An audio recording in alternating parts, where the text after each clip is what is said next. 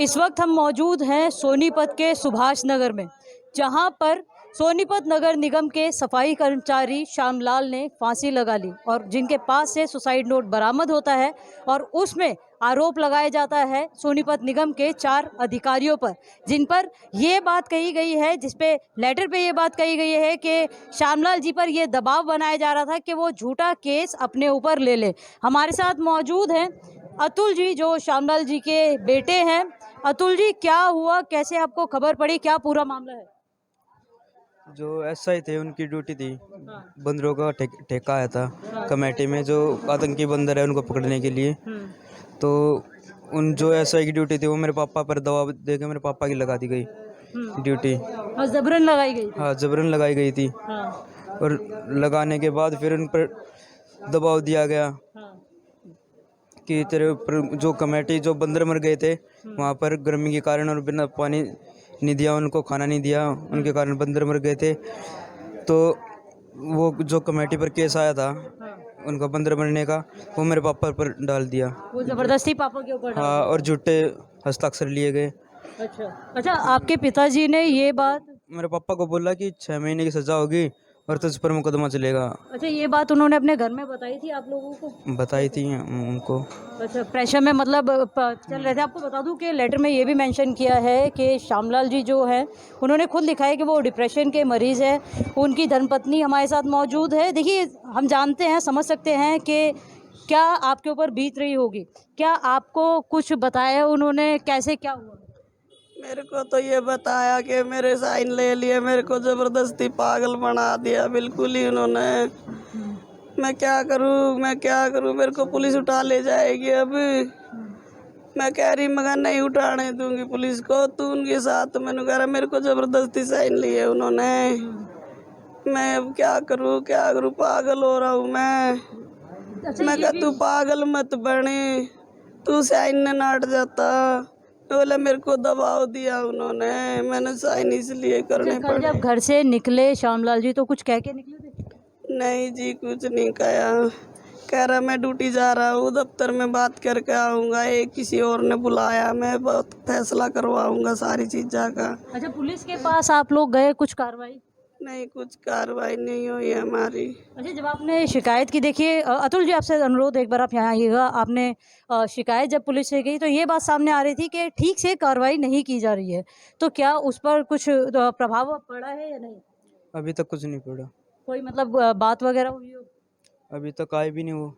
अच्छा, वो अधिकारियों के नाम आपको पता है जो? जोगेंद्र दैया, सितेंद्र दैया हाँ। और कृष्ण है, जो कृष्ण एसआई है। ऐसा ही है? हाँ, ये लोग भी। प्रभाव है। हाँ, जी। और धर्मेंद्र है, जो सुपरवाइजर है, जो मेरे पापा के सुपरवाइजर है। जी, हमारे साथ इस वक्त श्यामलाल जी की बेटी भी मौजूद है। बेटा, क्या, कैसे गए जब आप वहाँ पर, क्या हुआ? मुझे नहीं पता, मेरे पापा कुछ भी नहीं बोल के गए मुझे। मेरे पापा हार्ट पेशेंट थे, कुछ भी नहीं बताया उन्होंने। वहाँ तक क्या करूँ मैं, क्या कर लगाऊंगी बहू ना। आए मेरे जाने बालक, कोई कमाने आना, मेरे तो चल जाता ना ले जाता।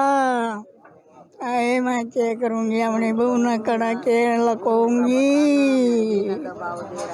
आए बेटी कमेटी वाला ने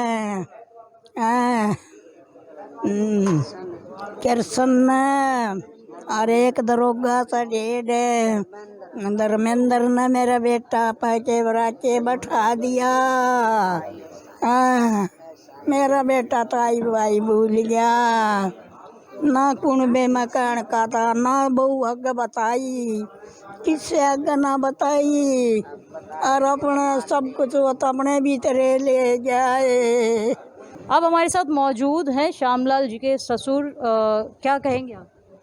जी, ऐसा थी, हमारे लड़की घर पे लेके गई इसको। हाँ। ये परेशान था यहाँ। हाँ। ये इनसे बात ही नहीं करता था घर वाले से। ये भी इस चक्कर में पड़ गया, क्या भाई मैं क्या करूँ क्या नहीं करूँ। जनानी तो ऐसे ही बात करेगी। फिर वो कहने लगी मैं अपने घर लेकर चलती हूँ। ये घर पे गई, इसने हमारे से रिटेल बताई जी ऐसे। है कि ऐसे ऐसे करा। मैं इससे पूछने लगा अपने दामाद से, मैं बेटे क्या बात हुई? कहने लगा पापा बंदर पकड़ने पर ड्यूटी लगा रखी थी और वहाँ बंदर मर गए और मेरे से साइन करवाते हैं ज़बरदस्ती साइन करवाते हैं। और मैं क्या करूँ? मगर बेटे साइन करने की तेरे को कोई ज़रूरत नहीं है, मना कर दियो तुम। वो था सफाई कर्मचारी जी, मगर तेरी बंदर पकड़ने की ड्यूटी है, सफाई करने की ड्यूटी है, मैंने उससे कही। उसने ये जवाब दिया, बोला पापा मेरे पर ज़बरदस्ती कर रहे हैं, साइन करने पड़ेंगे। उसने साइन कर दिया जी परसों पर ले देना। हाँ, इनको 15-20 दिन से टॉर्चर किया जा रहा था, इनको मेंटली करा जा रहा था। तो जो है ना, इनको मजबूर किया जा रहा था कि है ना, ये इल्ज़ाम तू खुद अपने सर पे ले ले और साल 6 महीने की तेरे को सज़ा होगी, उसके बाद हम तेरे को छुड़ा लेंगे। लेकिन इसको डेली की डेली एक ही बात बोली जाती थी। ये इसका मतलब दिमाग इतना टेंशन में हो गया, इसको मजबूर किया गया है आत्महत्या करने के लिए। हम पुलिस के पास गए, कल थाने में गए। इसको एक चीज़ बताइए, जब श्यामलाल जी ने आपको बताया कि ऐसा ऐसा उनके साथ हो रहा है, तो क्या आप लोगों ने अधिकारियों पर कुछ एक्शन लेने की कोशिश की? मरने उसकी डेथ के बाद हमें पता चला कि ऐसे ऐसे बात हो रही है। अगर हमें पहले पता चल जाता तो हम कुछ कार्रवाई भी होती। तो जो है, कल हम पुलिस के पास गए, थाने में भी गए, लेकिन हमें आश्वासन दिया गया खाली कि भाई हम कार्रवाई कर रहे हैं, कार्रवाई पे जो सही कार्रवाई होगी उस पे हम उनको अरेस्ट करेंगे।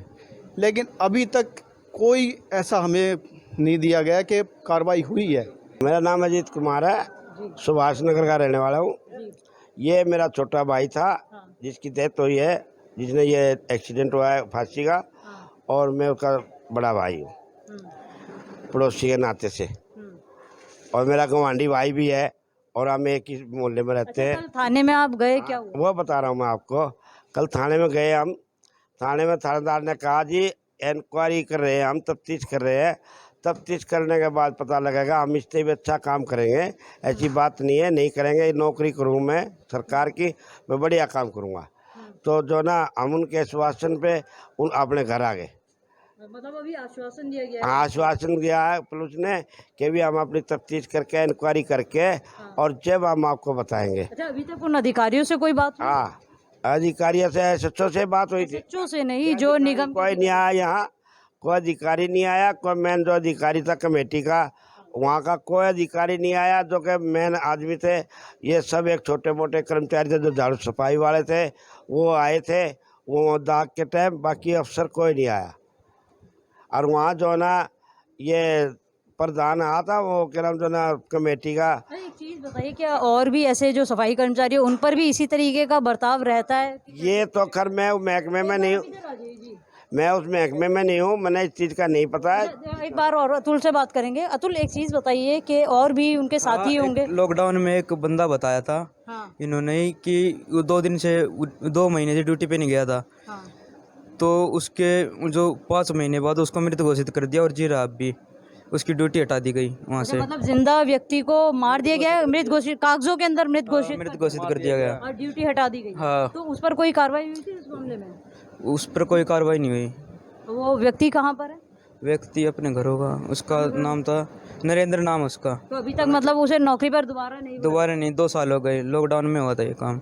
जो इनने जो ना सुसेट का जो नोट पाया उसकी जेब में, वो तो खुद ही, उन्होंने कहा आगे कोई जरूरत नहीं है, सुसेट के का उन्हें खुद नाम लिख रखा, जिन्होंने उसकी के लिए अत्याचार कर रखी है, उनको क्यों नहीं उठाया जाता?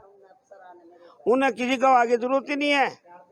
आप ये कह रहे हैं कि पुलिस ने अभी तक किसी को उठाया नहीं है? इतना ही पुलिस ने किसी ने उठाया नहीं, ना हमारे पास कोई संदेश आया है। हमें सूचना मिली थी कि श्यामलाल नाम के सफाई कर्मचारी ने आज आत्महत्या कर ली है।